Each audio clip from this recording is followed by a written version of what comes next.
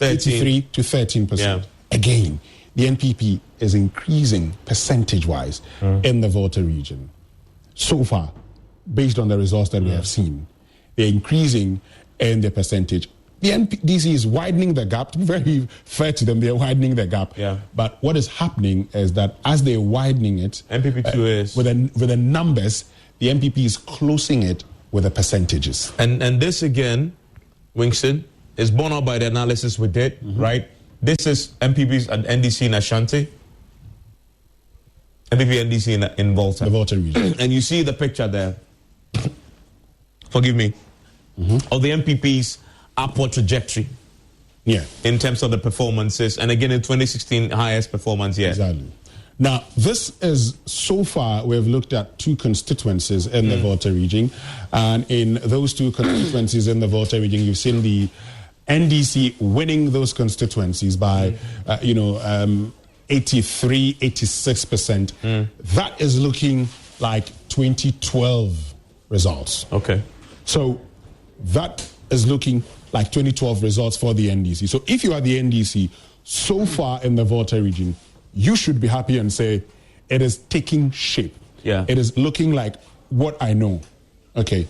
So if that is a situation, you probably might say, well, things may actually do well for me. Things may go well for me. But let's see as more constituencies come in. We have more constituencies coming in. I want to go to Eastern region, where we have a few. In fact, this region has a few, and this is a safe area.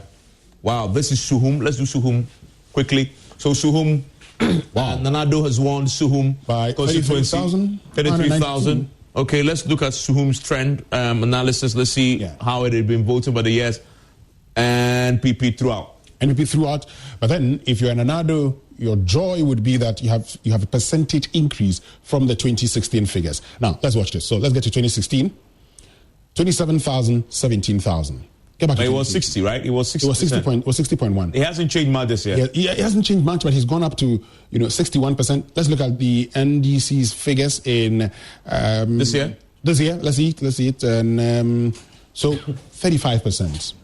What was it? It was 38%. So he's now the margin was actually less than 10,000. Yeah.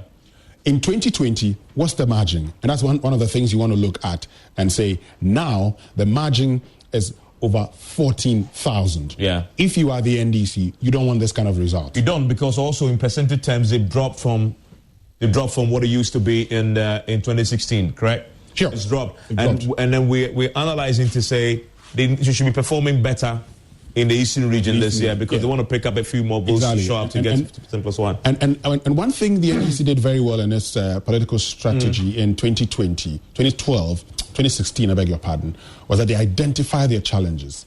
So they said Agenda 50-50 in the Eastern region, and they said Agenda 1 million votes in the Ashanti region. And that would have won them the election, hands down. Yeah. Because the moment you get 50% of the votes in the Eastern region, and if you have 1 million in the Ashanti region, you're gone.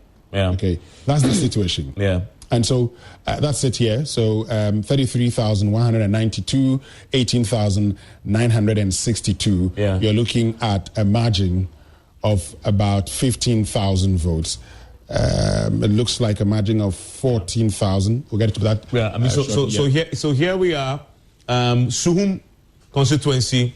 Nalaro Dankwa Akufo-Addo, the MPP has won it in Suhum constituency tonight, as you see play out on your screen there. Let's look at Akimoda very quickly here. I think we did. We look at it. Akimoda, no, this is we've done this. We've done this on Achimoda. Okay, so that's another. Let's go to Achanse. Achanse, yes, and Nana Akufo-Addo wins it again. He wants to see blue. It means he won by.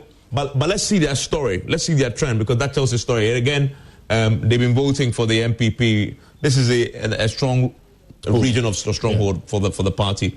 But let's go to 2016. Let's see what story emerges there. Who is gaining? Has Akufo-Addo gained?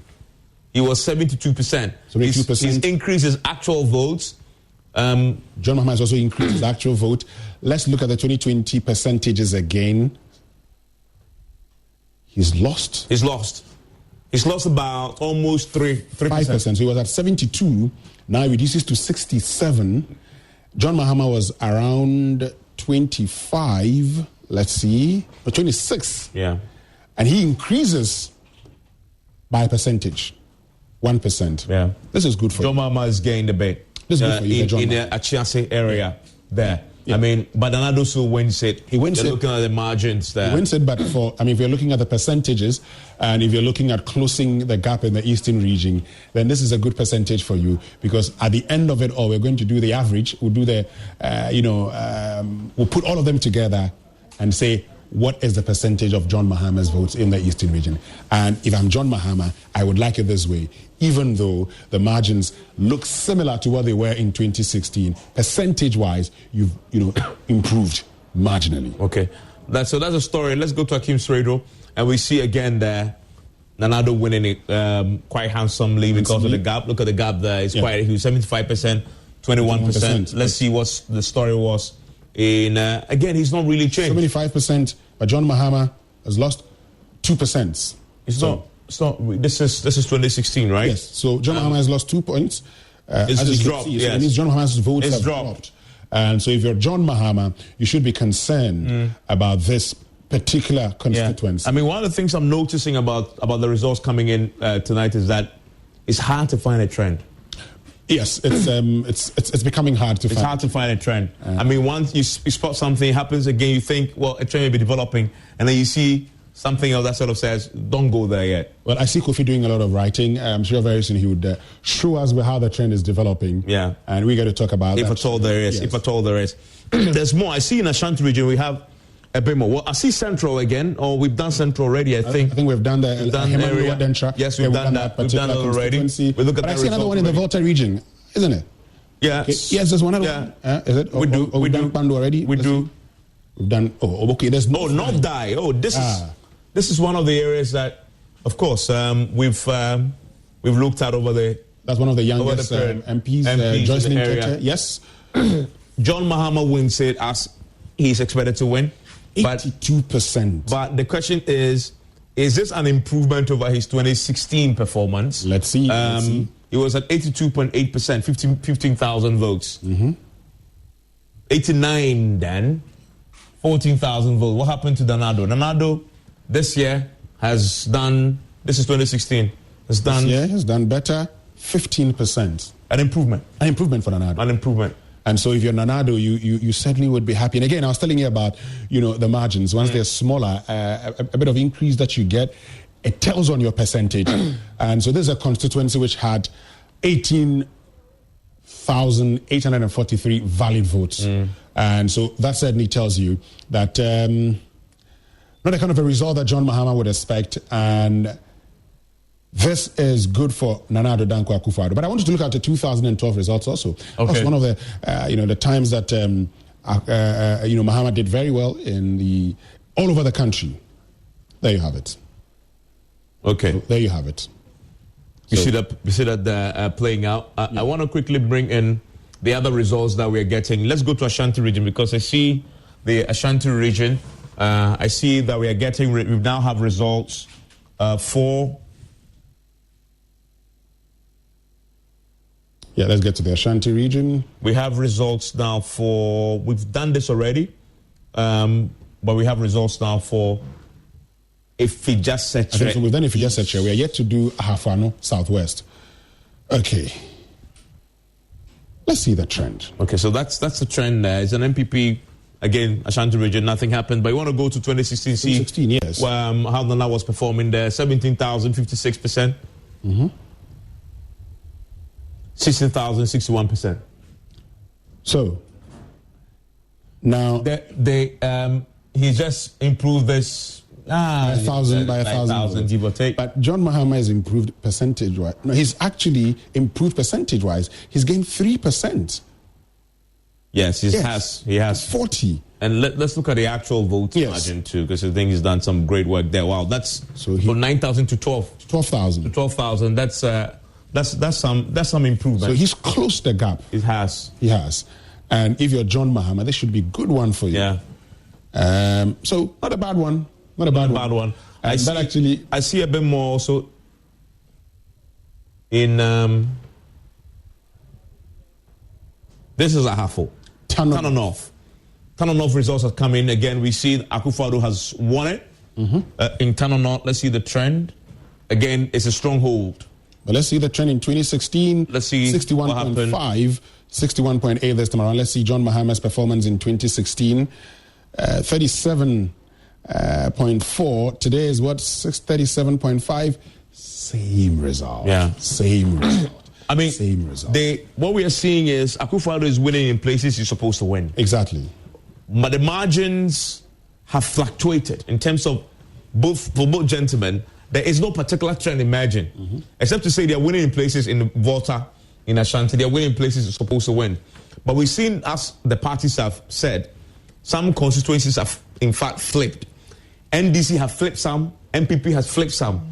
We have to do a net analysis of who has flipped more. Yeah. Okay, and then that boils down to, in these places you flipped, what was the total registered voters there? Because then that's going to answer your national tally. Exactly. But, you know, the reason why the percentages become very important, you know, I mean, because you're also looking at the number of votes you get, the amount of votes you get, you know, the percentage of votes you get and all of that. But if you look at the percentages, why it becomes important is at the end of it all, what we have done with our trend analysis over the last, 6 elections is to look at the percentages that both parties get. And based on these percentages, we have said whenever the NDC is won the national election, they have to perform in a certain way. So the percentages become very important. The numbers are very important, but the percentages are more important. Okay. Winston, we have our parliamentary 2020 map also filling up for us tonight. We've already pre-installed our software with the names of the candidates, etc. So it's easy for us to put it there to check. And this is Eastern Region, and this is Suhum. Yeah. So, Asante. Asante is the man who beat Opariansa. Yes. And you know when he beat Opariansa, people said, goodness me, this is going to be, it's a risk. It's a risk because Opariansa was so formidable. And then you knock him off. And can you trust that he can deliver you that seat? Let's see Opariansa's performance. Right? 2016. So Opariansa's performance in 2016, he was at 55 parliamentary, right? It was at 55%. 63%. Percentage-wise, he's gone. He's stretched him. Let's look at Nanado's performance in this constituency. Nanado's performance in this constituency? In 2020. I want to see his performance in 2020. Same year, right? Yes, 2020. Let's see. He performs better than Nanado. Let's do this again. Parliamentary. Yeah. Yeah. Just by 1,000 votes. 1,000 votes, yeah. Just about 1,000 votes. So, formidable. Good very decision formidable. To hold the primary and, of course, back him to win. So clearly you're seeing a situation where Opariansa, as has been the trend, if you stay in Parliament for a very long time and you're contested all the time, during your constituency primaries, it gets to a point in time where the people are getting fed up with you and they start, agitating. And so over time, it shows in the votes that you get. Yeah. And once there's a new candidate, that margin of victory is enormous. And I've talked about the secondary situation. We've heard of happenings in the Skadoketen constituency. We'll be going back there to find out what's happening. I gave the instance of the Ahanta West constituency where in 2012, John Fia lost it. When the MPP came with a new candidate in 2016, the margin increased again. So that's how it works out if you're using this for a very long period. Congratulations to you, Kojo Asante, for pulling this off. One of the new faces from the MPP, one of Lachiase. Kofi Marfo, who, by the way, I don't know yet, but of course, clearly he's won it for the party. The question you ask is important. How well did he do for his presidential candidate? Exactly. It's always very important to ask that question this year. Presidential candidate, 16,500. Parliamentary candidate is doing 14,000. So in this particular constituency, Nanado is more popular. More popular, yes. Than this candidate. In effect, in this constituency, we can then infer and say that Nanado more or less won the election for him. For him. Yeah. So Nanado is the one who based on his appeal, helped him to win the election. So this bright Rokubobe wins it, right? He wins it. Wins it for the MPP. And this is Herman Loa. Let me look at the 2012 parliamentary results. Because 2012 parliamentary results in this constituency, yes, the NDC had it. NDC had it. Yes. So they switched, right, over time. Yeah, they switched. And he's kept it she's kept it for them again. Yeah, he's kept it for them. She's kept it for them again. That's good. That's good. That's good. Okay, I want to quickly expand this, and so because to see more parliamentary sheets coming in for us, I want to go to Bono, Ashanti region. Sometimes this is as interesting as it should be. Yeah, this is German North. This is German North. And Siaka Stephen lost. Yeah. So this is Frederick Ahanka. Oh, Siaka Stevens is lost there. I want to take you live now to Fomena. Why is Fomena interesting? Because there's an independent candidate now, the incumbent member of parliament, just contesting as an independent candidate. And we're told he won. Okay, let's find out.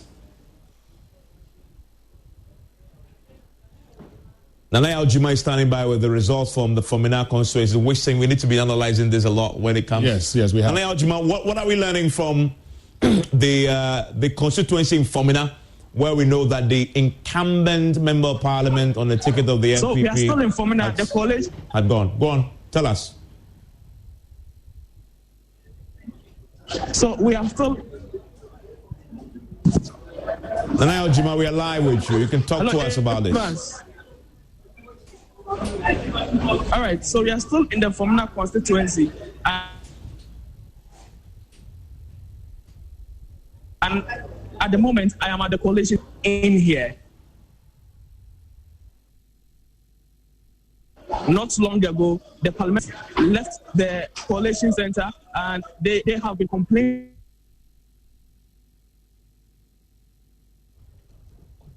about have deliberately been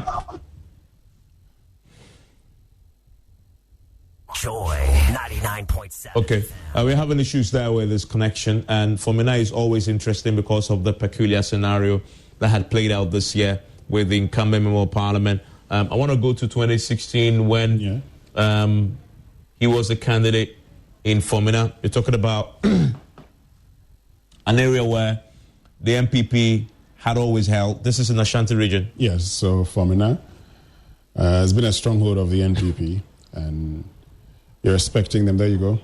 Expecting, no, not this one. Okay, this one. Yeah, there you have it. Andrew Esiama. Yeah.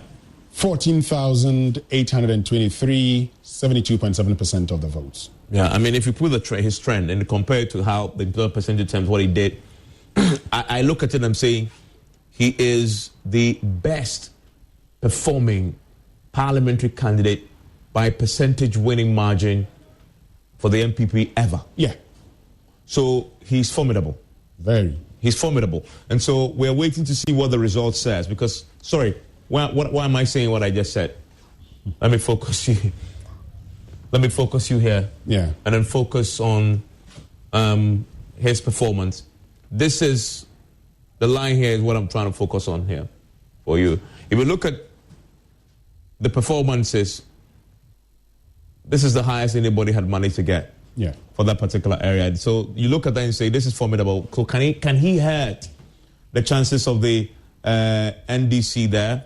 It doesn't seem so. We'll tell you why shortly. But Anaya is joining us again with the latest on it. Anaya, what do we know from Fomena?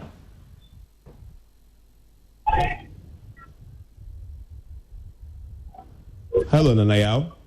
Yeah, hello, Evan. Yes, thanks for staying up with us. I know it's been tough, but I'm curious to know the story in Fomena tonight.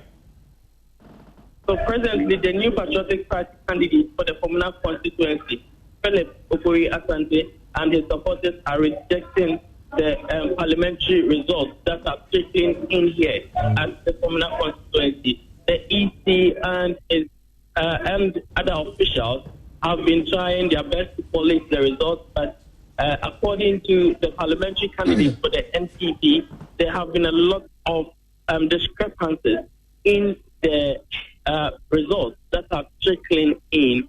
So they are rejecting it, and they want the EC to look at all the issues that they are raising before they go ahead to declare the results. They are claiming that more than 5,000 votes have been counted for the incumbent member of parliament, Andrew Esiama, who has decided to go as an independent candidate in the constituency. As I am speaking to you now, there are no lights in the auditorium. We do not know how the lights went out, but lights outside the auditorium are on. There are lots of supporters of the the NPP parliamentary candidates outside the collation center, there are a lot of armed men as well, preventing them from entering. They are from outside. They are shouting, screaming, and calling on the EC to annul the results that are here, that are trickling in. I can say they are chanting, and they are not happy. The supporters of Mr. Philip Okoye-Asante are not happy. And intermittently, Mr. Okoye-Asante goes out to update them on what is happening inside. He has been telling them his concerns, and whenever he goes out and comes back in, you hear his supporters out there chanting. But Mr. Asiama has stayed good with his supporters. According to them, they have a lot of faith in the EC, and they trust the security on the ground to ensure that there is peace and calm in the communal constituency. So, the supporters out here are claiming that they will stay throughout the process. So morning they came early, and they came with the NPP chairman for the communal constituency, Mr. Kofi MC, and they've been here since. Do we have any provisional results at all for Fomena? The results are still being collated. At the moment, the screens and everything in the auditorium where the polling station and the collation center is are off. So at the moment, I cannot give you any results that have been certified by the ETS. Okay. Thank you. Keep an eye on this. The minute we hear it, the minute you know better, please come back to us, because Fomena is very interesting, obviously, indeed, because of the story with Ms. Hanley. This particular one. But Evans, you see, the bit about rejecting results. Now, you have agents. So if at the polling station you have any challenges with a result, raise it. Yeah. I mean, that's where you can have a recount. You don't get to the collation center. At the collation center, what they do is to add polling station results. Yeah. So we say, for instance, there's a polling station known as Aponchinkakra polling station. Then you have Aponchinkakra, you have, Airport Hills, Chapel Hill or something. You add these polling stations and say, these are the results. At that point in time, the only option available to you is to say, let's add the figures again. You cannot count them. You cannot count them again. So for Mr. Efurima, for Philip in the Fomena constituency, if this is the case, if that's the situation that is being reported, and I believe Nana Yajima, then it means he has himself to blame. Well, he does. I mean, and then this is sort of the education, and this is the same scenario we saw play out in Adenta, right? Exactly. In Adenta, where that's Medina, actually. Sorry, forgive me, that's Medina. Yeah. When it appeared that the NDC may be winning, the NPP parliamentary chairman had gone in there to ask for a certain recount, wrong forum. I mean, definitely, and then sparks a confusion. Okay, so presidential race. That is the national picture. In fact, I counted up, I think 60. Looks like another one in the west, in the Volta region. Had come, yeah. Looks like one in the Volta region had come again. Okay. Let's look at it. What I'm going to do, gentlemen, it's so that you have this here to look at, because this gives you the picture, right? Let me leave it there. Let's see if we can focus in to Volta. Oh, there's not that. We done Pando already. We done, I think it's the same. Okay, so Pando is now confirmed now. Yeah, it's now confirmed. It used to be projected, now confirmed. But we have a total of 1, 2, 3, 4, 5, 6, 7, 8, 9, 10, 11, 12, 13, 14, 15, 16, 17, and then there's 18. Okay, so? There's 18 constituencies. More constituencies. So this is 18 out, this picture here is 18 out of 274. 275, by the way. So nothing to get excited about yet. But trust me, the parties know where they are. The parties know where they are. The parties know where they are. And it's interesting, Evans, because talking about the parties knowing where they are, we've seen the NPP talking about Karaga, Savalugu, they're talking about Myang, they're talking about Daboya and all of those things. And if you are the NPP, you're looking at just winning 3 or so of the NDC's 10 to 12, 15 of the NDC's constituencies, and then you're back into, leading or having a majority in there. And so you see the parties talking about areas which they are very conversant with, and they know how they've performed and they know what they expect from these particular these areas. It's still very early, but by now the parties know what the situation is. By now, the parties should be appreciating their smoothness level, as they say, in terms of what central region, which place is this? Same we looked at that already. Yeah. Okay, so this is parliamentary. We're waiting for this to happen. Let's see where we are projecting for here. This is Mavis Boedu. Yes. We've talked about that. Let's go back to the presidential and see if we have some additional results coming in that we could share with you tonight. As the nothing really has changed, is it? Because I see here, there. Yes, this is what where I wanted us to go. And I am interested in the parliamentary. Let me see the parliamentary first. I doubt if we have the parliamentary. We should have the parliamentary. Yes, let's look at the parliamentary. We don't have the parliamentary yet. We don't have the parliamentary yet. Okay, we'll get the parliamentary. But this we'll get that input shortly for you. This is Ernest Deborah's constituency. Ernest Deborah of old, he left parliament in 2012. But so Akufo-Addo, and again, turnout is 82%. Yeah, and he polls 61.8% of the votes, 25,563 in this year's election to John Mahama's 15,371. Let's look at the 2016 margins. 2016 and it helps us to. This is presidential. Okay, so in 2016. You have Akufo-Addo polling 20,876. That's 61.5 to John Mahama's 12,000. You're looking at a margin of about 8,000. And John Mahama 37.4. Let's get to 2020. And let's see. So he increases slightly here, 61.8%. Yeah. And this is still in the Tunnel North constituency. Okay. We're waiting for some new results. Yes, I think we have some new results. So let's see if we could share with you here. Well, I see Northern region. Yeah. I see Northern region, and I see Nanton. There you have it. Nanton is, for presidential over the years, they have been very consistent with their voting for the NDC presidential candidate, right? Mm-hmm. But they have not been that consistent in voting for parliamentary. Yeah. Right? So incumbent is MPP. He's retained it. No, Akufo-Addo has it. Sorry. So, interesting.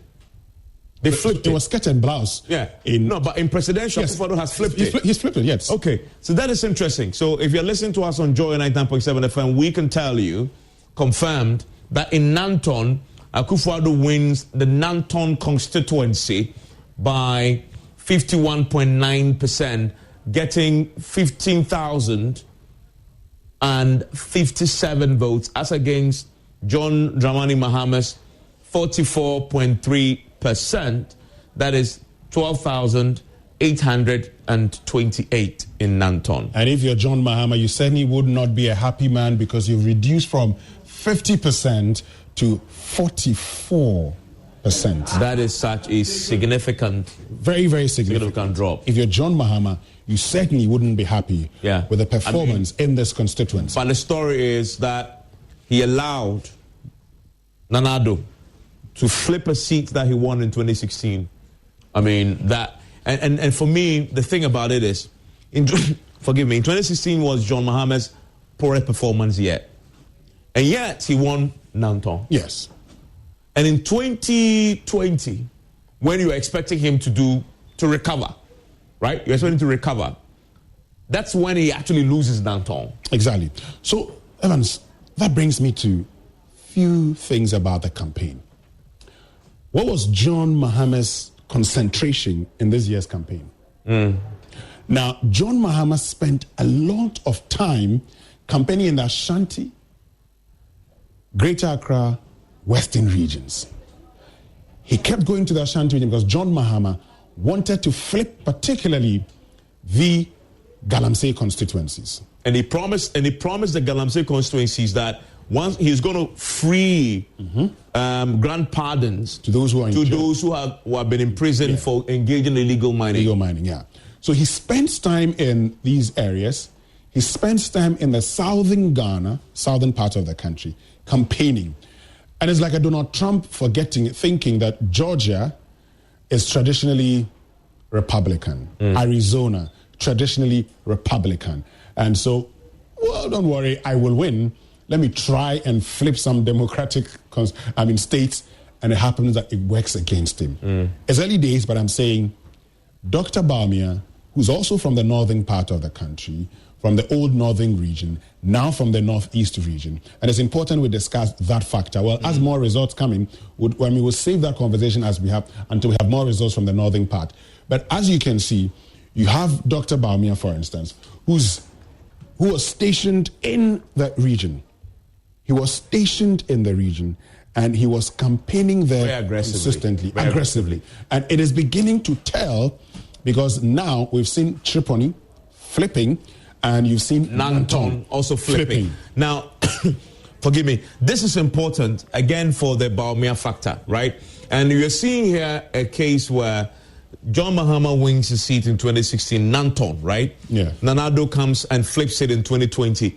I mean, you look at this and say, well, is there a trend beginning to develop? The only trend you could talk about is the impact of the vice presidential candidate in this area. But Winston, you made a point about, so if you're just joining us, Nanton just came in, Nana Addo had won it, and had won it from wow, okay, so this is another thing. This is an analytical point I wanted to bring. I need to go back to Nanton, by the way, because this has struck me. I think there's more coming. There's more results coming. Yeah, but forgive me, I need to go back to Nanton. We will get back to Nanton. No problem. Do you see the new one? I'll come to that. Forgive me, Winston. Yes, give me a second. Give me a second here. Something struck me about the trend, Winston. This is the first time the MPP is winning presidential in Nanton. Exactly. This is the first time. That for me is a big deal. It is a big deal. It's a big deal. And if you are the NPP, you'll be telling yourself, well, I have done something right. And you begin to ask yourself, would this be the beginning of great things in the northern region? Okay. And if you are the NPP, finally, before you continue, Evans, if you're the NPP, you ask yourself, what worked the magic? Whoever worked the magic should be on the party's ticket the next time. You are speaking in parables. But I isolated for you the presidential winning trend in Nanton since 1996. It's NDC. It's a green wall. Yeah. It's a green wall. NDC has always won Nanton presidential. For the very first time in the history of that constituency, an MPP presidential candidate has won Nanton tonight in 2020. And this is Nana Addo Akufo-Addo. Winston is actually suggesting, and he's been at pains to point this out, that this is the Bawumia effect at play. Delivering votes to his boss. Exactly. Right? Delivering votes to his boss. But I'm told there's Ewutu Senya coming in. Ewutu Senya is interesting. Let's go to Central Region. Do we have it? There you have it. We have Cape Coast South coming in. Okay, let's go to Cape Coast South. I think we have Cape Coast South. Okay. There you have it. Do we have Ewutu Senya? No, let's go to Cape Coast first. Okay. Cape Coast South. Okay. Cape Coast South. That is Akufo-Addo winning it. Winning it. He won it in the 2016 elections. I think He won it. He won it in the 2016 elections. 20,000 votes, 51%. Yeah.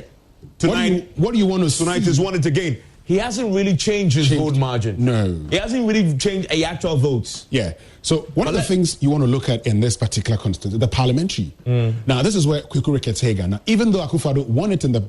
let's see if you have the parliamentary. Let's see if you have the parliamentary. We don't have it yet. We'll populate this and tell the story there. But let's come back to the presidential. So this is Akufo-Addo. Now, this is 2020 performance. And again, the turnout is 82%. 82%. And it's showing you a trend. Okay? So you have 82% of the total votes. I mean, of total registered voters going out there to vote. Well, let's see. Let's see. We're told that Utu Senya is ready. I think Utu Senya West is what this is Central Region. Okay. Central Region. Okay. We don't have any other in Central Region. Any other? I saw Trifu Atimakwa. Okay, I think I saw Trifu Atimakwa. Okay. So this is it. This is it. Okay, so we're doing Cape Coast South. Yes, Cape Coast South. I mean, Cape Coast South trend tells us a story of skirt and blouse in 2016. Yeah. Where they voted presidential MPP. So it appears Nana Akufo-Addo is very popular in Cape Coast South. Yeah.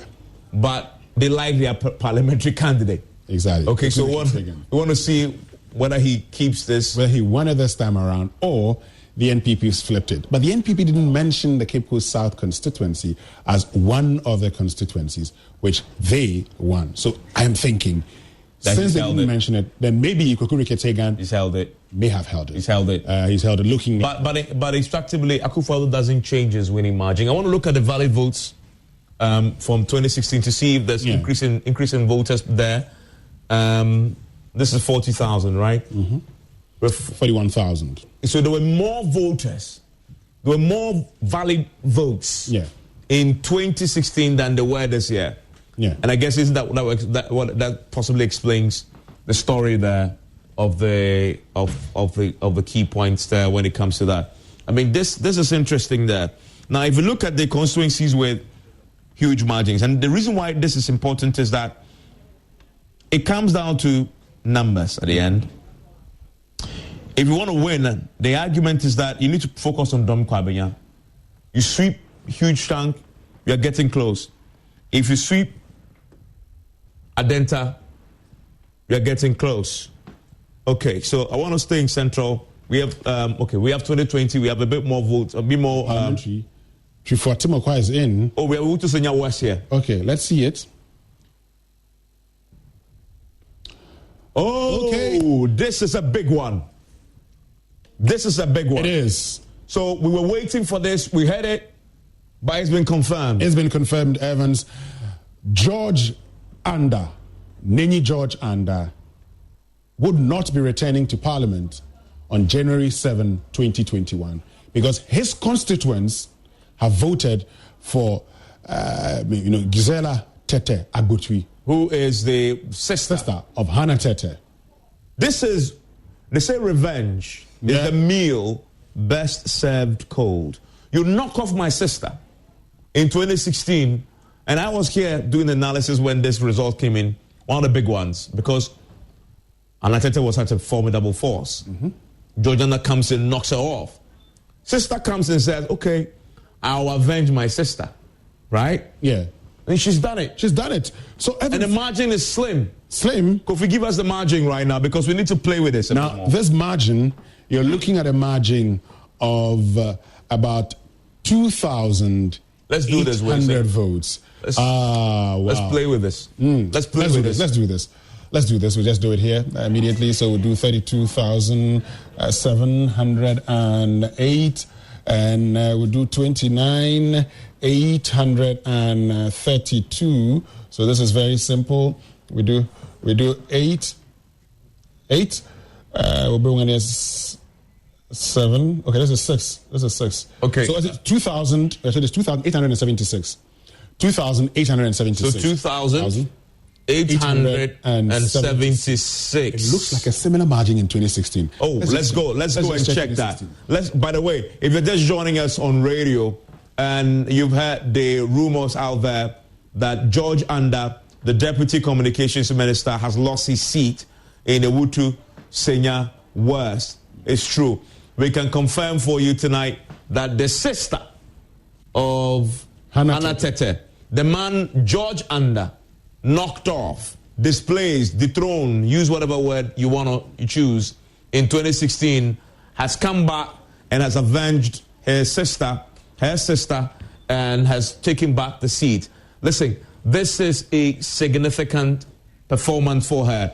I didn't see her as a formidable force. Why? Because I was considering her track record in politics, right? You want to go back to experience. But then again, George Anda came onto the scene, didn't have that, and see, yes, Winston. So as you can see, the winning margin 4.6%, really 4.5%. But let's look at 4.5%. 4.5%. That's the winning margin. Okay, so stay with us here. Stay with us. I want to return to this, but I want to see how George Anda performed in 2016. In parliamentary. In 2016, George Anda. I told you, similar margin. Now, look at it. This is 28,867. So, George Anda actually beat Hannah Tete with 3,203 votes. 3,203 votes. And you have the sister, well, we didn't get that up to that margin, but 2,876 votes. And George Anda is out of parliament. He's out of parliament. He's out of parliament. He managed 52%, 28,000 votes then. This year, he's lost it. Well, he improved slightly, though. Yeah, he improves, but... I mean, in terms of actual numbers. Actual numbers. Percentage terms, he loses. It was 52. Yes, and it drops. It drops to 40. He's dropped his percentage terms. Yes. And no wonder he's lost it. Exactly. This is a big one. This is a big one for Giselle. I know a lot of people who will be calling her right now to say congratulations, and she deserves it. She's done well. Because over time, Mr. Anda grew into the game, right? And he became... But I want to stay there. I want to stay there, babe. Yeah, let's go to Trifo Atimokwa. Yes, and this is one of the constituencies the NDC talked about also as having won. And there you have it. So this is the Trifo Atimokwa constituency.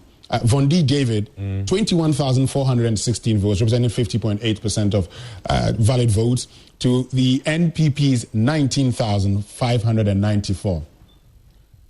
You have 1,822. I mean, so this is one of those marginal areas, correct? I mean, that you definitely pay attention to. The 2016 trends, and you probably would have a better understanding of it. What was the situation in 2016? Yes, the NPP won that particular one, and they won it. Let me just... Well, we don't have that. But we can tell the story of right now. Right now. I mean, Vondi TD David has won it. So that would take me to one thing, Evans, because when the NPP addressed the press, they disputed Abrasibu Kwaman Kese, which is Felix Kwachi. And they said he's lost it. Yeah. Now, they made general statements about the other constituencies and said they should be flip-flopping and laughing. Yeah. Like they did in 2016, that they were in a comfortable lead. It is beginning to look like the constituencies the NDC said they had won are indeed true. So far, we've seen Trifo Atimokwa, we've seen German North falling, we've seen Ewutu Senya West also falling to the NDC. Yeah. We're waiting, and Adenta looks like haven't fallen. Gapu was telling us that the margin now is 13,000, and you're waiting, for about some 50 polling stations to go. It doesn't look like this could huge constituency. And by the way, you mentioned Adenta is one of those. 151,003 registered voters. 151,003 registered. Huge, very huge constituency. You expect that in this constituency to take time to get everything declared because of the share margins in there. I mean, so of course, so this is the picture beginning to emerge. The biggest surprise for me yet, the biggest one for me yet, is George Anda. Well, yes, it is George Anda. It is George Anda, but some may have seen it coming. Some may have expected him. You saw it coming? I didn't see it coming. I didn't see it coming. To be very honest, I didn't see it. The reason why I didn't see it coming was I was looking at the opponent he was coming up against. A question you need to ask yourself is, did Hannah Tete's influence and experience help her sister? Well, what we are told is that Gisela is actually the operations person. It was the operation person of Hannah Tete's campaign. Now, if she was the operations person in that particular campaign, then you could say that the problem, based on her victory, and I'm guessing here, the problem could be her sister at that time, or maybe at the time George Anda is showing up for the first time. You know, when you're coming into a race for the first time, it's a totally different scenario. Once you are in the game, once you become a member of parliament, your actions are measured by the people, and they would punish you or reward you based on your actions. I'm sure that in the coming hours we'll be doing the post-mortem analysis and breaking it down. What went against George Anda? You know what they say? They are beginning to fall. We will look at it a bit more. We'll look at it a bit more. Let's look at the. So we did Nanton for Parliament. Yes, we did Nanton for. We did Nanton for presidency. For presidency. Okay, I think we have it. We have it in here. And let's look at the parliamentary. The parliamentary is ready too. And the biggest takeaway for Nanton. I mean, this is the presidential. Yeah. Let's do the parliamentary now. The biggest takeaway for Nanton presidential, this is the first time MPP is winning at the presidential level. Exactly, the first time. First time in its history. And they have a 98% voter turnout. That's huge. Wow. Just not 98, 98.6. That's almost impossible. But here's the thing. Doesn't that confirm the analysis of the turnout nationally, reflecting whether you are retaining or you're changing? I told you at 100 constituencies, I'll be able to reasonably infer that it is looking like that. Because the closer you are to 100, the more you are likely to retain the individual. Right? I mean, the president. But at the parliament, Mohammed Tufairu. Tufairu. Tufairu. Tufairu, yeah. Well, he's one. We should get Gisela Tete on the telephone lines. Let's speak to her. Let's give her congratulations for a fantastic job done in the Wutusenya West. We need to talk to her. We need to get her reaction to what has happened there. I'm pretty sure she's worked hard for this because you're coming up against George Anda, who had become very strong in the constituency. We need to talk to her. I want to also hear Mohammed Tufairu also, who's picked up Nanton together with his candidate there. Now, this is not the first time. Well, another first in Nanton. First time they have voted for the MPP in both presidential and parliamentary. Yeah, so we're seeing first here. Yeah. We're seeing first time the NPP wins in that constituency when it comes to presidential elections. And first time that you have, you don't have a skirt and blouse, you have pure. Skirt and skirt, pure. Skirt and skirt, I mean, pure voting. Pure voting. Okay, so let's go back to the presidential map and see what is filling up for us in there. Hopefully we have more of the results coming in and filling up with the blue and the green playing. Okay, here we go. Let's look at the results, where we stand now. This is where we stand now. This number sounds very familiar. This is where MPP is predicting to end. 52.7% this year. They're predicting to end here, and they're predicting John Mahama will end slightly lower than this. Yeah. I mean, but remember that this is just out of 1, 2, 3, 4, 5, 6, 7, 8, 9, 10, 11, 12, 13, 14, 15, 16, 17, 18, 19, 20. 20 out of 20.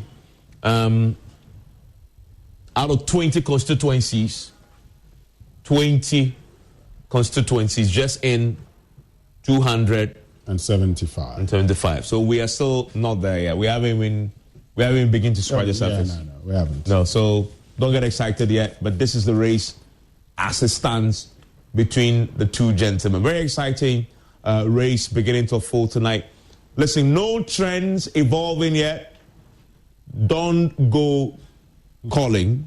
It's still very tight yet. But we are seeing, I think the only thing that you could say, and as we've been analyzing, it's the Baumia impact. Yes, the Baumia impact. We've seen it in Tripoli. Yes. And we've seen it in Nanton, where historically, when you begin to do things like Amewu is doing in Hohoi, something really seismic must have been happening. Yes. And the Nanton experience, for me, is the biggest indication yet that something major must have been going on underground or overtly, whatever it is, in these Savannah, northern, northeast regions for this particular result to happen? This doesn't happen. It's not a fluke. Not at all, Evans. And, when it's time for elections, the reason why, we're talking about go out there and vote, but also watch this carefully. Since Bawumia came onto the scene in 2008, not well-known, a banker, deputy governor of the Bank of Ghana, brought into politics. Prior to the death of Alhaji Aliyu Mahama, he was always on the campaign trail with Dr. Bawumia. Even in 2012, he used to go around campaigning with Dr. Bawumia. So you had a situation where Dr. Bawumia, now, coming up. But in 2012, after the election petition, the famous "You and I were not there," it actually created a hero status for Dr. Bawumia. He didn't rest.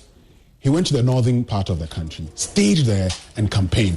Yeah. And on Sunday night, we're doing the analysis and we're talking about, let's bring back that analysis. We're talking about how the NPP has been appreciating in the northern region. And if that trend continues, it is going to make the election a bit difficult for the NDC. Let's go to the northern region. Yes. And by the way, we're isolating the constituencies in the northern region so we can let it stand alone because they didn't used to be there before. Let's do the northern region here. Good. And you see the Winston is saying, pay attention to this as it climbs. This is 2008. Yeah? So watch it. And this is Bawumia's entrance into the game.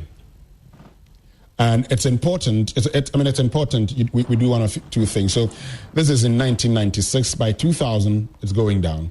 2004, still, it increases. But 2008, Bawumia comes in. It goes to 38.1%. Yeah. By 2012, it's 38.8%. And then it jumps to 41.3%. Quite significantly. And so while I was doing my analysis, one of the things I realized was that, look, if you were to put together the old northern region, you see that from 2000, the NPP was increasing its percentage points in the old northern region. And it was becoming only a matter of time. See, this is the thing about elections. If you're appreciating over a period, and we say the momentum is with you, as you said on Sunday, but we're waiting to see whether that momentum, as we found, because in some of the instances, the momentum was with the NDC, and they lost out. They lost it, yeah. They lost that momentum. They didn't follow through it. But this is a situation where Bawumia consistently has been helping the NPP to increase in the old northern region. One of the things I want to see is the Savannah region. You brought it because. Look, Savannah, when John Mahama came, looks good for the NDC. Now, we want to find out because now the results are coming in. The NPP says they're winning Savannah. They won Damongo, they claim. They won Damongo, they claim other places, and then they won in the place. And so you want to wait for the results to come and find out if indeed they've won, the Savannah region. If they have, and you're John Mahama, you should be super worried and say... No. See what happened in Savannah the year Bawumia enters the play. MPP scores his highest winning margin yet in Savannah. The year in which Bawumia enters the game. Yeah. Highest. Of course, there was a dip. Then John Mahama also enters in 2012. Yeah, absolutely. John Mahama also enters. Because Savannah is his home region. Here he was there, but he was as a running mate, vice presidential candidate. But in 2012, you see that they come out in their numbers, vote for him, and they did the same for him in 2016. However, we're still waiting for the Savannah results. We don't want to be too sure yet. Northeast. Well, and Northeast is where you see Bawumia's biggest strength, biggest impact, because. I don't need to say anything when you look at the graph, right? I don't need to. You start with this huge losing margin in 1996, and you keep climbing. The year Bawumia enters, you have your highest MPP. Yes. MPP, the blue line is MPP, green line is NDC. MPP scores his highest margin of defeat. If there's anything like that. Margin of defeat. Highest margin of defeat yet. In other words, maybe that may mean a big number of defeat. But what I mean to say, that they lose, but the biggest appreciation. Yes, appreciation in their votes. The biggest appreciation in their votes yet was in 2008 when Bawumia steps in. Next year, there's another huge jump. As Nanado will say, boom. boom. And they get 44%. And then something really historic happens. I pointed out on Sunday, for me, I haven't seen this before. It hasn't never happened before. If somebody has seen it, tell me. This is a stronghold of the NDC that in the final analysis of 2016 has been won. A region, not a constituency, has been won by the opposing party that was an underdog in that place. Exactly. And you see, and that's why on Sunday I talked about the Bawumia factor. This is like Volta region. Yes. In 1996, like Volta region. Yeah. And then by 2016, MPP has won Volta region. Just think about it. And that's the point I'm making. That is the power of Bawumia we are talking about here. That's it. And you see, a lot of soft things might have worked in this election, Evans. And I think it's, if we come to the Northeast region, now, you know when Nalerugu was made the capital of the Northeast region, one of the things that people said was, okay, so why are you making Nalerugu? It's not even a district capital, the regional capital, for instance. Yes. Now, appeal to traditional authority is very important in every election. Make them happy, you're on course. Now, the creation of new region is a soft thing. It's not your hardcore development that you say, oh, okay, so I brought this particular developmental project to your area, look at it and vote for me. But you've said, we wanted a region, we've created a new region for you, and we've created a region that Nairi says, I want my town to be the regional capital. His town is the regional capital. Look, and if you're Bawumia and you go back to that particular constituency, you're going to be winning. And I am surprised, for instance, because I've just been told, I'm getting indication that in the Wale constituency, his own home constituency, there were concerns about the NPP's parliamentary candidate. She's a woman contesting, and she comes from a home comprising NDC and NPP members, and there were one or two issues even in her home. So there was the feeling that, Hajia may not win. Bawumia spent the whole period there, and he's worked that magic. We're told also that it is and they knew when they were leaving the northern region, or the 5 regions of the north, that the upper east region was not going to reward the NPP so much. They knew when they were leaving. They knew that upper west would be rewarding northern, northeast, and savannah, but the problem was the upper east. Wait, I have a question for you. This is a big question. Are you prepared? Well, if I can answer it, why not? Be prepared, because I'm going to ask you a question. Yes. On the back of what I'm writing. Yes. Okay, so this is the Bawumia effect, right? It is. And we're beginning to see that play out. Yeah. As the results begin to come in the 3 regions that have been separated in the north. Yeah. My question to you is, this performance we've been illustrating since Sunday evening, and the results now begin to back us up. Is that enough to earn him the succession? you know the answer. The succession after Nana Addo has left the scene. So if Nana Addo wins the election, and you and I will be here, I'd answer the question. Oh, I'm not. This question is regardless of what happens in the presidential race. As Nana. Yeah, but I'm not talking about Nana. Yeah, but if Nana Addo doesn't win, the trends may change. If he wins, the response will change. So let's finish with the... That's a political answer. Exactly what I saw. I didn't ask the question. I didn't ask the question with but let me be very honest with you. Let me be very honest with you. I mean, if you look at it critically, you would say that based on what Bawumia has done, he deserves a huge consideration for the NPP's flag bearer position. Yeah. He deserves a huge consideration. Of course, he's going to go through the primaries. And if the party votes for him, so people are going to contest him. People are going to contest him. It's not going to be like your... But the question remains, who has done anything like he's done? He's done very well, and in the NPP's own interest, you would want to look at Bawumia and say, let me shame John Mahama. Yeah, that plus really, if you look at the MPP, who has done anything close to what Bawumia has done? So if you have apart from Nana Addo himself, yes, Evans, we're sending this to be Bawumia analysis. We'll come back to the Bawumia factor. Okay. But let's see if we have new results. Okay, so that's your way of running away from the topic. That's no problem. Let's do we'll do a bit more with the post-mortem as the Savannah region, Northeast, everything come. We'll see if this turns out. No, but I brought the Bawumia effect on Sunday night, so I started this whole thing. I'm not running away from it. But it's okay. It's okay. I mean, you're allowed. You're allowed to run. Let's see if we have more constituencies coming in, but. So far, the figures are coming. They're coming in. Okay, so there's one in the Northeast region. Okay, yeah, Northeast. Yes, let's go there. Is it Bawumia again? No, this is Bunkurugu. Oh, we've done Bunkurugu already. Yes, but we did Bunkurugu when it had not been certified. When it had not been certified. So, but again, now that it's come, that time we had a few. We had 50 polling stations in. Yeah. Oh, this is interesting. I made this point earlier. So, yes, it's true that the NDC has won it. Yeah, but you see, the NDC wins it, but they do not get the 2012 margins or percentage. Now, they're getting 49.8%, while in 2016, they got 51.9%. Let's check the absolutes. And they're winning by 1,616. So that's a small. Yes, let's check the margins. Forgive me. Let's check the margins. Let's look at 2016 and check the real figures. Okay, so there you have it.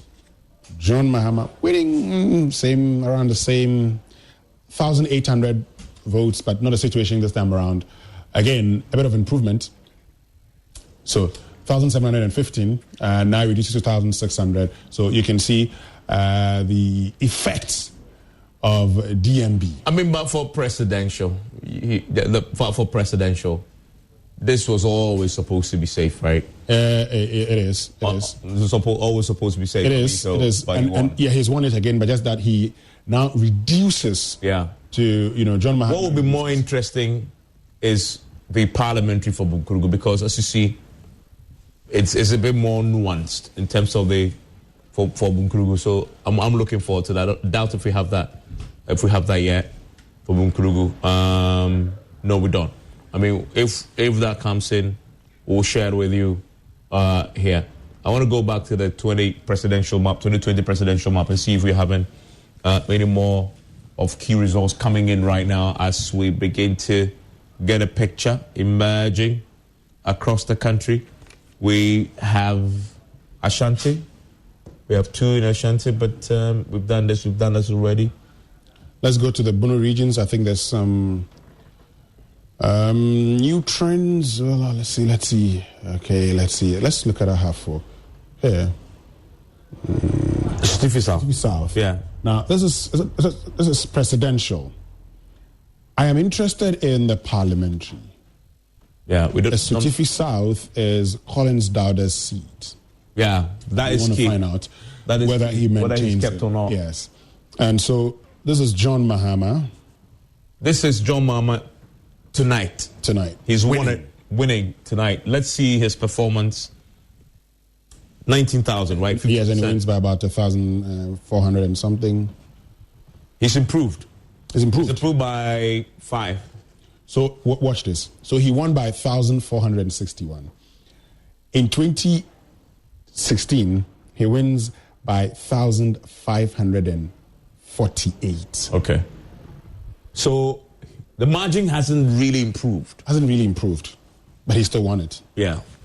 The margin hasn't improved. But he has improved on his real voter numbers. Yes, he's improved on now 19,000, which is really what you want to do if you were him. Okay, so what's the story now overall? What's the bigger story for us? And the bigger story is this.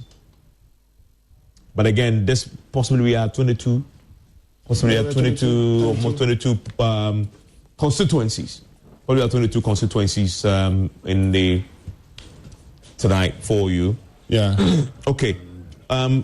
We're counting down. We have just a little under an hour for us to leave you alone. so we'll return. But we've been doing some analysis. We've seen us wait for more results to come in. Yeah.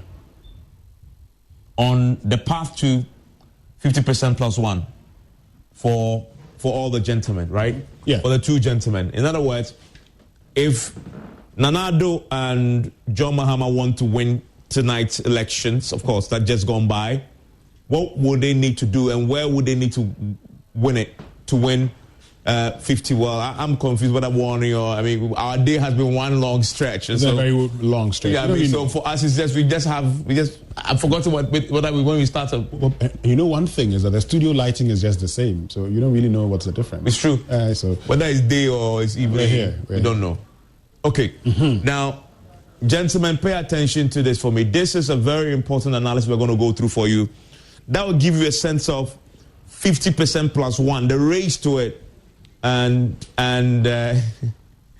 well, my producer, Aisha, when I say gentlemen, pay attention, he tells me, gentlemen, pay no worry, by the way, you know what I mean. As they say in the Bible, when you say man, it's the same in French too. When you say il, il for plural, il is for L as well. Yes. No, but seriously, Nanado as well as John Mahama, what is their path to 50% plus one? How do they get there? Okay, to do this analysis, we have to make a few assumptions. We have to. One of the things you first need to do is to look at their winning margins in the last 3 elections. So these are the assumptions that we've made, and based on which we did an analysis. Percentage averages over the last consecutive elections, and we've done it over the period. So we are looking at how have they performed over the last 3 elections, and then use that to say to yourself, do you expect the same average performance this year? Because that then tells you a certain story. And then we're also assuming 90% national turnout expected this year. Remember, 70 million people registered to vote. You can't have 100% turnout. So, but this analysis is based on 90% turnout, right? And we are seeing already 80 to 90% turnout in there. And so that's what we're going to use. So cool. So, okay, so let's go into this. Now, one of the first things we said, Winston, is to say, look at the party's stronghold. These are votes that we believe the party should already have in the bank secured before the contest even started on the 7th of December. Which areas are we looking at, Winston? So we're looking at, for the MP, you're looking at Ashanti region, you're looking at Eastern region, you're looking at Bono region, and Ahafo region. Now, so how do we arrive at the votes that we believe they are banked? Okay, remember the assumption we're making. How have they performed in these strongholds in the last 3 elections on the average? On the average, MPP has been performing, securing 74% of the votes. In Ashanti region. Okay, in Ashanti. And I want to expand that for you here. Let's pay attention to this particular place for me. This is their average performance in Ashanti region over the last 3 consecutive elections. First line for me. If you use that with an expected turnout of 90, before the first ballot was cast, we were expecting that the MPP would have backed 2 million votes in Ashanti or region, in the locked with the key with them. And we expect them to have this number of votes in Ashanti plus, okay, based on every performance. And then we go to Bono, if you want to take us to Bono.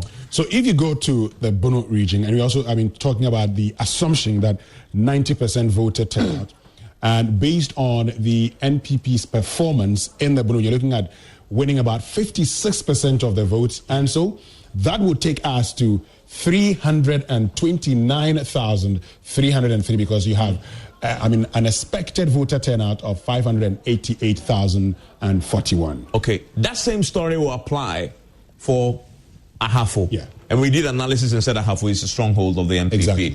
And then it will apply again for Eastern region. Another strong region for the MPP. So what does it come down to? It means that before the first ballot was cast, NPP had, and this is 3.5 million votes secured, locked down from their strongholds. This is within the margins that we've done. This is how many votes they had secured. Now, 50% plus one is what we are aiming at. Exactly. Okay, so which means that gives you they are at 24.31%, and that is a lower number you see at the bottom there. That is, I want to bring it up because on the screen you may not see it. And this is the one in red there, 24.31%. That is what they have at the beginning. How much more do they need together? They need 25.7%. Yeah, together. To get to 50 plus 1, right? Mm-hmm. To get to 50 plus 1 with the 25.7%, they need to win a few more regions. Our argument is that they must win Central, right? They must win Central region because nobody has won an election in Ghana without Central region. Okay. If they win Central region, they get 691,000. Okay. That means Central region takes them to 27.97%. Mm-hmm. Still far away from 50% plus 1. They must also win which region? The Greater Accra region. Great. And in the Greater Accra region, you're looking at, with 49%, 1,556,288. Okay. And that will bring them to 38.13%. They're still not there. So if MPP wins Ashanti, we expect them to win that. If we win Easting, if we win Ahafo, and they also win Central, Easting, and even if they add Central and Greater Accra, they will still be short of 50% plus 1. Yeah. Now, and this is where it gets interesting. They also have to win Western region. Exactly. Because we say it's a swing. They haven't won it before. If they win Western region addition, that takes them to 41.383%. Mm-hmm. Again, they are still short of 50% plus 1. They will need 8.17% to cross the mark. They need to get it from somewhere else. Yeah. Well, then it means they have to start getting a lot of votes from the strongholds of the NDC. They have to. So you need to now go into the strongholds of the NDC, not just say, well, we'll try and see whether we can perform, but you need to be performing. You need to ensure that in the strongholds of the NDC, you try as much as possible to eat into the advantage, and that is how you get to 50 plus 1. So that is why we say this year for the MPP, they need to be looking at Volta region. Yeah. OT. The upper regions, upper west. Northern region, northeast, Savannah. That is where Bawumia comes in again. Bawumia comes in. Again, because he has to be fighting. Yeah, NDC strong, and it's strong there.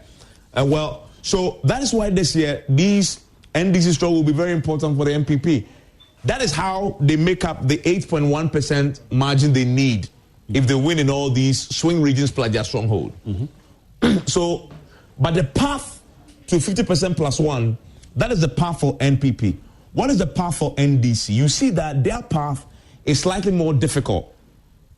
Let's start with their strongholds. Yeah. In numerical terms, they have more strongholds than the MPP. But in actual vote terms, is less. Okay, and you made that point before.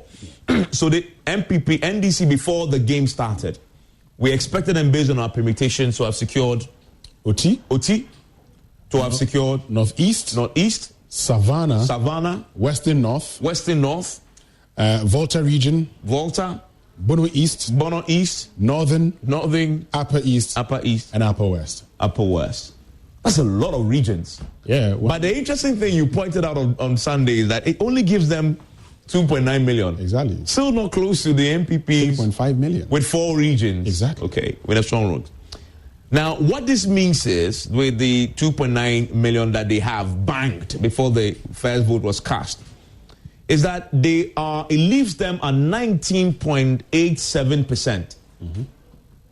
They are so far away from 50% plus 1. Exactly. Remember when we did analysis for MPP, right? When MPP banged their strongholds before the vote was cast, they were already at 24%, right? Almost closer to 50 plus 1 than MPP is going to be. So NDC now needs a difference of 30.13% to get 50% plus 1. For them to get to that mark, they need to win They need to go and win Central. And if they win Central, they actually get 23.69%. Yeah. But they also need to win Greater Accra. Yes. And if they win the Greater Accra and they're winning, the Greater Accra, they will now get 34.26. So they need to win Western. And if they win Western, they get 37.32%. Yeah. That leaves them shy of 12.7%. Now, and the interesting thing about this is when both NDC and MPP strongholds and swing regions have been accounted for, whereas MPP is at 41.83%, the NDC is at 37.32%. Exactly. What that tells you is that the NDC's path to 50% plus one is far more difficult than the MPP's path. Okay. They now have to go into the NPP strongholds and now begin to fight. And that's where Ashanti region comes in. And Ashanti region, you had the famous Agenda 1 million votes. Yes. You also had the famous Agenda 50-50 in the Eastern region, where the NDC said, we need to get 50% of the votes. Now, if they had those votes, bingo. Yeah. If they get 30%, and I'll show you the last, if they get 30% of the votes in the Ashanti region, look, then the election becomes so difficult for the NPP. And we've analyzed and said in that graph that we showed you that they need to perform and get more than 25% of the votes in the Ashanti region. To win. Because each time in an election year, the NDC manages 25% plus, they won the national election. That is in the Ashanti region. And this year, more than any other year, that will be true too again. So we are watching those numbers from the strongholds. Yeah. And if you look at the stronghold analysis for both NDC and MPP, there's a trend that begins to emerge. Who over the years is performing better in whose stronghold? I mean, well, the MPP seems to be performing better in the NDC's stronghold. So percentage of votes in opponent's stronghold. This is the story, right? Blue line is MPP's performance in Volta region. Green line is NDC's performance in Ashanti region. Win or lose, right? So this is the story for you of the NDC in Ashanti region, and this is the MPP in Volta region, right? But when you look at the way the NDC is performing in Ashanti, right? This is green line. NDC performance in Ashanti region. They did very well 1996, dropped, climbed in 2008, dropped in 2008 runoff. Now climbed again in 2012. John Mahama did so well in 2012 in Ashanti region. And then dips, right? Look at how the NPP has been performing in the Volta region over the period. And you see that it's in a climb. And so the momentum appears to be on the back of the NPP in this race to 50% plus one this year. Now you know the path and how they need to get there. Let's see if the actual results coming in right now is reflecting what they need to do to win this. Okay, so I've seen Upper East coming in with a result. Busa North. So this is presidential. John Mahama, 66.3%, 16,654, compared to Akufo-Addo's 27.6%, 6,931. And you'll be looking at the trend to see if there's any improvement, for Akufo-Addo. Well, so John Mahama. Okay, so John Mahama actually polled 15,944 in 2016. Compared to Akufo-Addo's 6,017. So Akufo-Addo has 26.9, and 71.2. Let's look at the 2020, figures again. So John Mahama drops to 66.3%, he increases it marginally. And Akufo-Addo gains to 27.6%. Okay, so John Mahama wins it, but drops in percentage terms. Okay. Busa North is our friend, James Agaga, constituency. And I know he's been doing a lot of hard work there. but it appears he didn't deliver as much for JM. And you made a point. Yeah. JM himself didn't focus too much on... No, JM wasn't so much in the northern part of the country. Yeah. You know, normally, if you're strong in a particular area, one of the things you want to do is to go and get votes in your opponent's stronghold, like we're just doing the analysis. One of the things you forget is that while you're trying to get, votes in your opponent's stronghold, he's also targeting your stronghold. Yeah. So you just don't leave your stronghold and say they're going to vote for me. You try as much as possible. But John Mahama found himself in a very difficult situation. And I'll explain. Now, the running mate to John Mahama is not a Bawumia. I know there are those who are going to say, oh, but Bawumia, but she's not a Bawumia. And if you're not a Bawumia in the sense that you're not that person who goes onto the campaign platform and leaves with slogans or leaves with jabs. Okay, so trust Bawumia, he goes out there. Whatever he says gets he generates controversy, he generates talkability about his campaign. And once you do that, you're also getting people who you didn't even contact. It's like an indirect way of, doing things. Yeah. So I tell you, Evan, so have you heard of Bawumia's statement about this and that and that and that and that? So he has a nice way of campaigning. So yes, the NDC running mate went to the northern part of the country, but her influence would not have been like John Mahama going to the northern part of the country. Anyway, it's still very early, so let's continue with the analysis. I'm sure that... we'll see how that pans out. This is a national picture. If you're just waking up and looking at your screen for the very first time, this is Nana Addo at 51.1%, the race to 51 plus 1. 51%? Yes. Plus 1. That's 50% the race. plus 1. 50% plus 1. That's a race there. But again, we have to put this in context of the number of constituencies that have been called so far that we are inputting for you as this begins to play out. Currently, we are doing a total of 1, 2, 3, 4, 5, 6. Okay. 6, 7, 8, 9, 10, 11, 12, 13, 14, 15, 16, 17, 18, 19, 20, 21. 21. Well, we're continuing. 21. And I'm sure that by 60, a lot of them will just come and block. Yeah. And then we'll put it in for you so to see the picture that begins with. But a few parliamentary results also that is interesting tonight. The biggest one, if you're waking up and you haven't heard already, I can tell you. Well, I'm sure by now you do know. Oh, you do know. I mean, but I've heard the rumors already circulating that this is George Anda. Yeah, in the central region would not be going back to Parliament, at least not in 2021. He won't. He wouldn't be in Parliament because somebody avenged her loss of her sister. Her sister's loss. Yeah, that's it. So 32,708, 29,832, and George Anda is out of Parliament. Yes, and we're also looking at a few places that we know are interesting. Bright Okubobe has won her seat, and this is all in the central region. So let me see. I think Cape Coast South is in. The parliamentary results of Cape Coast South, let's just check it here. So I think I'm seeing something. Okay, so... Oh, no, this is... okay, let's expand it. This is Cape Coast South. Kweku Ricketts Hagan maintains it. So there's a skirt and blouse happening here. Yes, it is. The skirt and blouse happening here.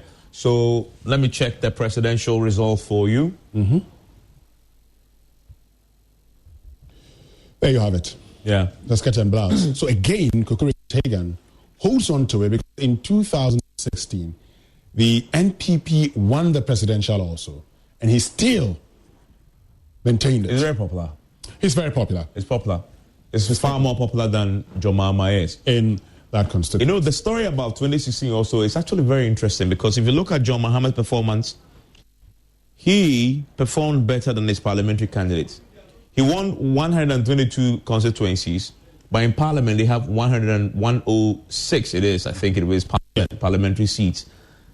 He was more popular. He won more constituencies than them.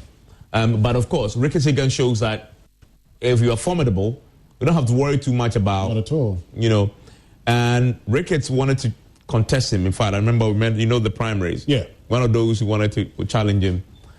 He was a deputy finance minister under Mills. And Mahama even. And Mahama, yes. And he eventually became a central regional minister under Mahama. And it was one of the reasons why he was able to win in 2016. Because, your regional minister, he certainly know how to go about it. So, whereas Nanado wins the Cape Coast South constituency this year, in the skirt and blouse performance, the parliamentary candidate for the NDC, Kweku Ricketts-Hagan, wins the Cape Coast South constituency for the party. Right? Yeah. So this is a skirt and blouse constituency there. They vote presidential for MPP, parliamentary for the NDC. So we begin to see how this plays out in the coming days here on your election quarter. But there's a lot more to go through for you in the next 30 minutes or so. I want to take a break. When we return, we will get you more of the results, analyze it, and then at 6 o'clock, we'll hand over to the next team stepping in to continue with analysis with the results coming in. Stay with us.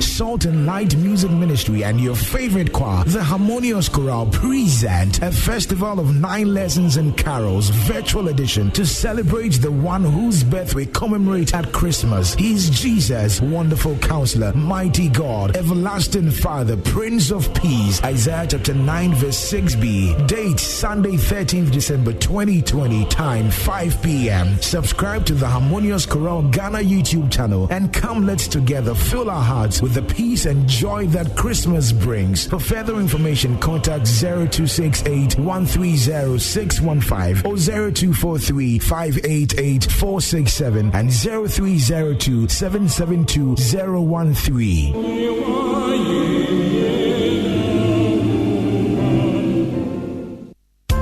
Are you looking for quality products from Europe? Builders Bazaar. Builders Bazaar has brought into Ghana quality kitchens, fireproof doors, carpet tiles, and curtains. Locate Builders Bazaar at the first floor of the Ecobank building at Laboni, in Kumasi at the Home Avenue Limited near Patasi Police Depot. Spend 30,000 Ghana cedis with Builders Bazaar and pay in 6 months with no interest through our partner banks. Builders Bazaar is here for real estate developers, architects, project managers, interior decorators, and all retailers. Call Builders Bazaar on 050-410009 or 0557-855593. Builders Bazaar, a redefinition of household elegance.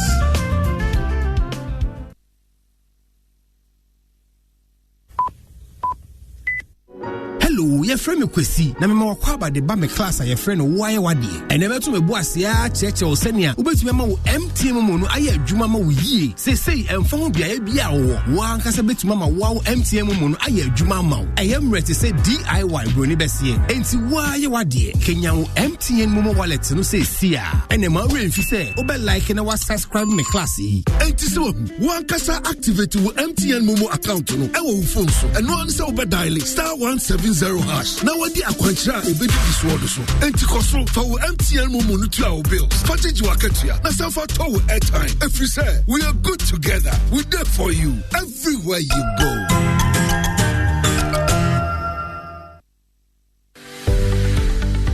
UMB was established in 1972 as the premier bank for the corporate and private sector in Ghana. From our very beginning, as the only Ghanaian bank serving all categories of businesses, we set a standard for excellence and innovation over the past 45 years. We've built a financially healthy and strong bank, demonstrated our commitment to our customers and to growing businesses, and exhibited originality and innovation at every turn. At UMB, our focus is built around people, service, products, and technology. These are the key to our present success and our future triumphs. At UMB, we're poised to make a difference not only with our customers, but also in the banking industry. We invite you to share in our future. Our future starts now with you. Joy 99.7 FM.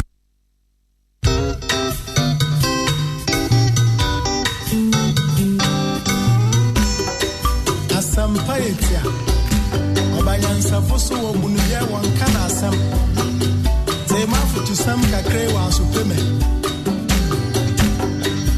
Yo kofi Oma ya woma Oma ni ya mama na Eni baby ako Wacha za ya ware Joy 99.7 FM Oso wanini pa Asade pa wo fio ye Yamo yembera ye Ebe ya efuyana Oma ya umano Oma ya mamana Ade wa ya nora Nyamicha ta Yemana renya Oso wanini pa Sawa ya wanabe Yamo yembera ye Ebe ya efuyana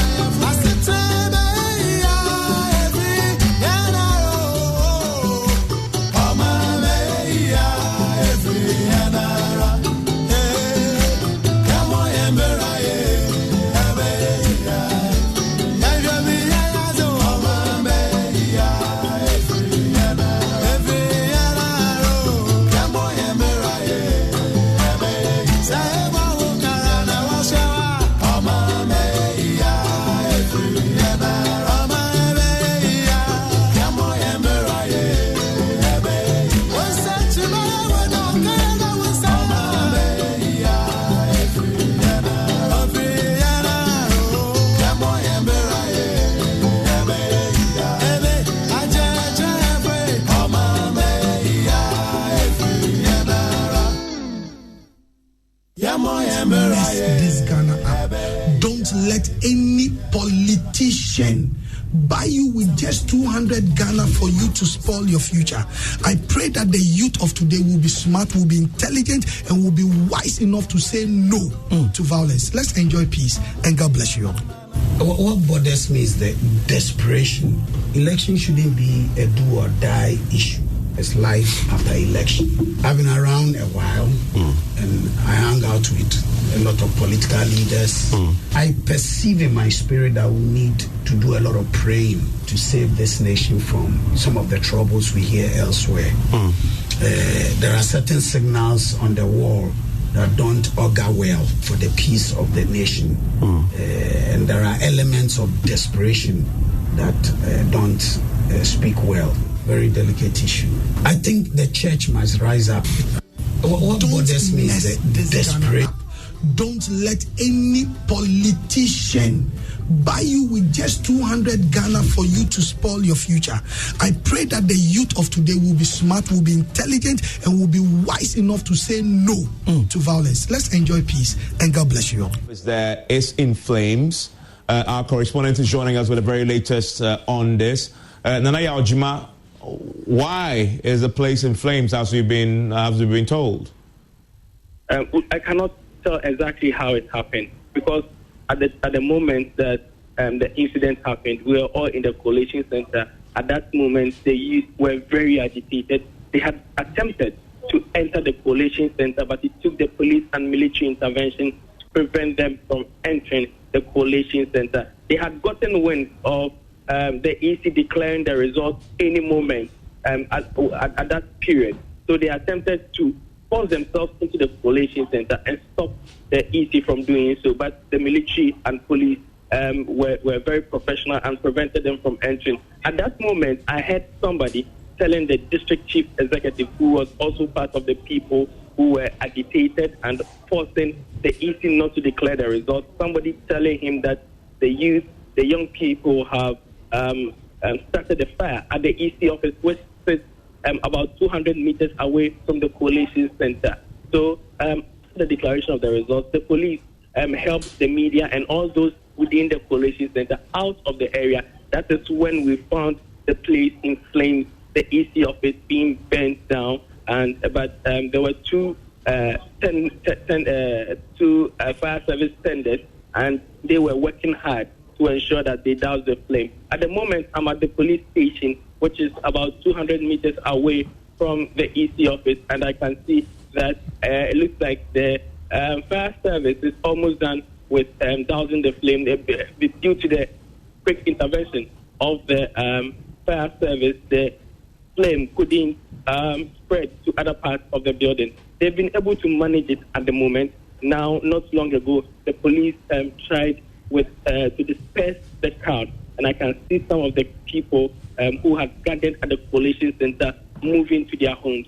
The military and the police are still on the ground, ensuring that there is calm, even after declaring the results which the people here at Pomina had contested.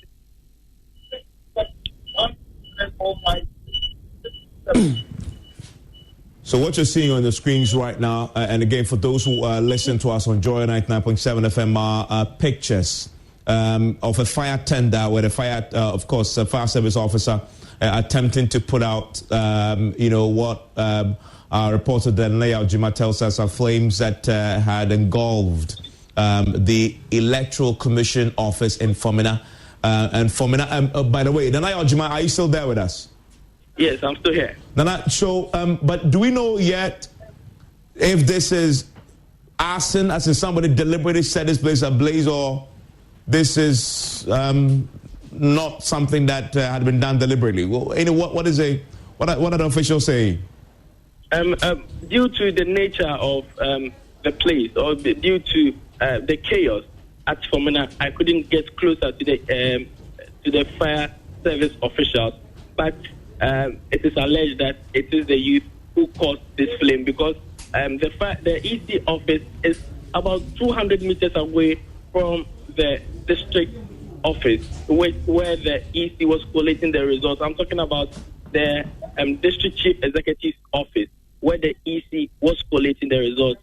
So before you get to the district, the collation center, you have to go through the EC's office. So many here suspect that it's an arson, but we are yet to confirm from the fire service officials here on the ground. Earlier there was confusion, right? The one particular political party didn't like the fact that the EC was going to declare the results there. And then now we're learning that the place has been set ablaze. What was it related to the results? And do we have any confirmation of the actual results? Yes, we have the actual results. I sent it through not long ago. Even though the NPP wasn't happy with what was happening, the EC went ahead to declare the results and actually told them to go to the court if they have any issues with the declaration that is being done. So I'll move straight to the results, and I'll start with the parliamentary results, which the NPP has been contesting here in the Fomena constituency. So let's go. Let's do that and do it slowly for me, please. And this is Fomena. Yes, Fomena constituency. Okay, hold on for me. Hold on. Okay, let's do this. We can go now. So, number 1 on the ballot is Philip Oporia-Asante, the NPP parliamentary candidate for Fomena constituency. Okay, Philip Asante, right? Yes, Oporia-Asante. Okay. He was able to poll 10,798. 10,798. Yes. Okay, Philip, and let's go. The next is Christina Ama Ramson. Okay, Christina. Who is Christina? Christina Ama Ramson for the NDC. Okay. And she managed to do 2,608. 2,608.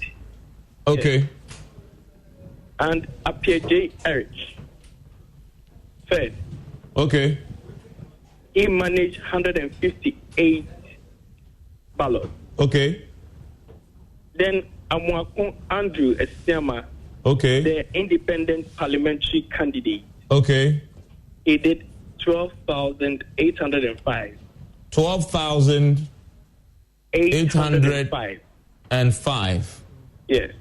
Mm-hmm. So we are talking about the total valid ballot of 26,369. Rejected ballots were 247. And the total votes cast was 26,616. Yes, so that is for the parliamentary results. Okay. I have the presidential results here. Okay, let's go to the presidential. Okay, so presidential. Number 1 on the sheet is Nana Addo Dankwa Akufo-Addo. Okay. He managed 19,224. Okay. Give me a second. 19,000. 224. 224. Yes. And John Dramani Mahama, National Democratic Congress, he could do 6,000. 6,000. 6,000. 457. 457. Okay, that's enough. It's okay. So that's the picture there. Which somebody was objecting to these results being declared. Which party was this?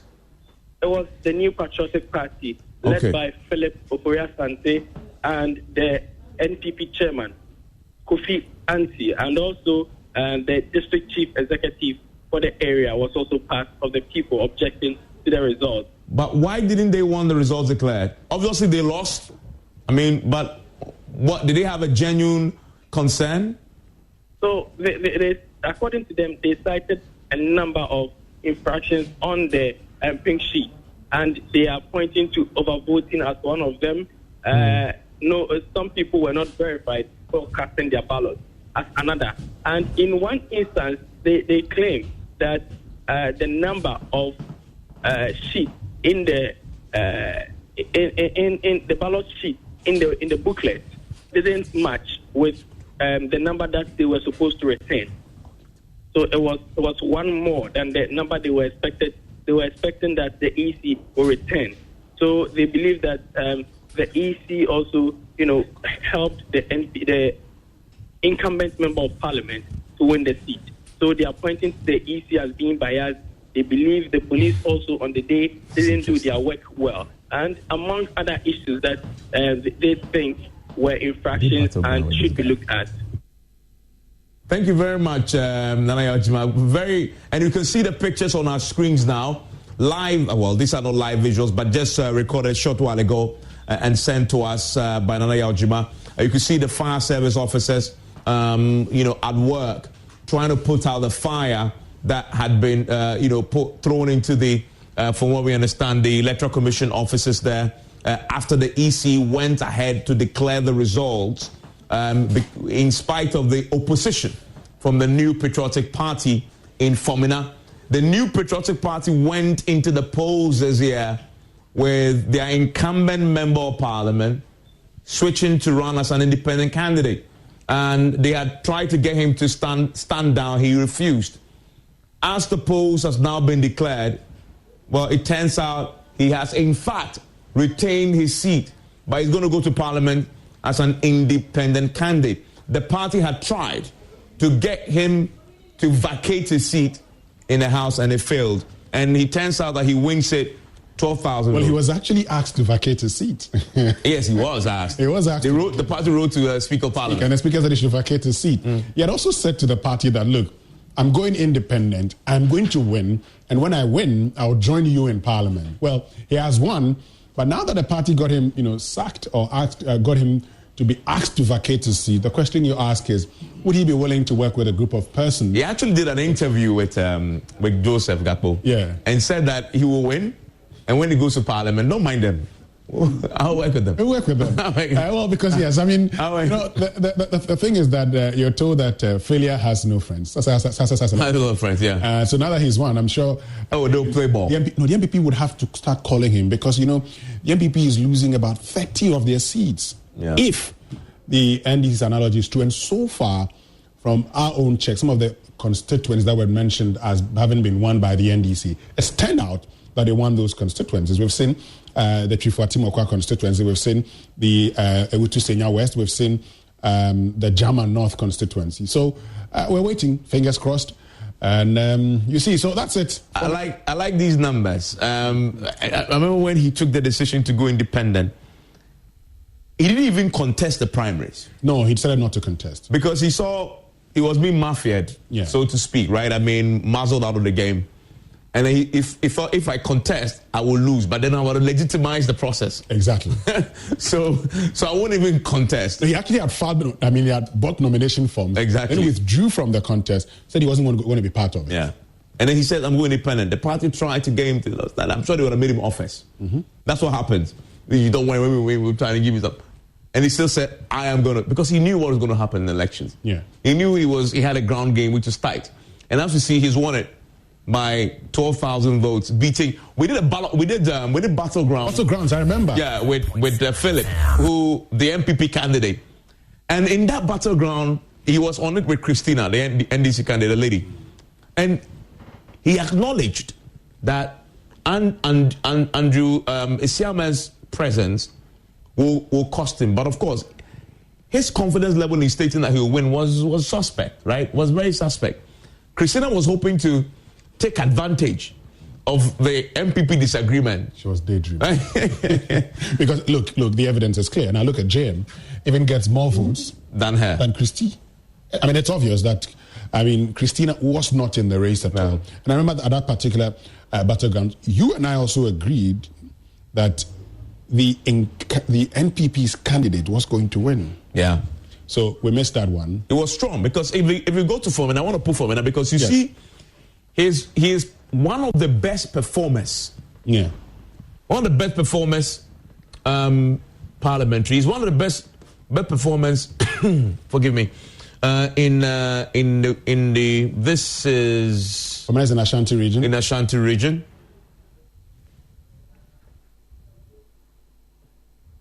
And that should be 99.7 FM. In that Dancy areas. So there you go. Yeah. Let's put the trends. One of the best performers there. In fact, it's not one of them. He is the best all-time performer for the party in the place. And it came up, right? Sure. A few hours back on this same segment. Yeah. And we pointed out that he's formidable. Very formidable. I mean, somebody like that with this track record, nobody has come close to his mark. You don't play with him. No wonder he's won it tonight for himself. Yeah. He's won it for himself. You may not see this. Let me put it away. He's won it for himself. He's won it. He's won it.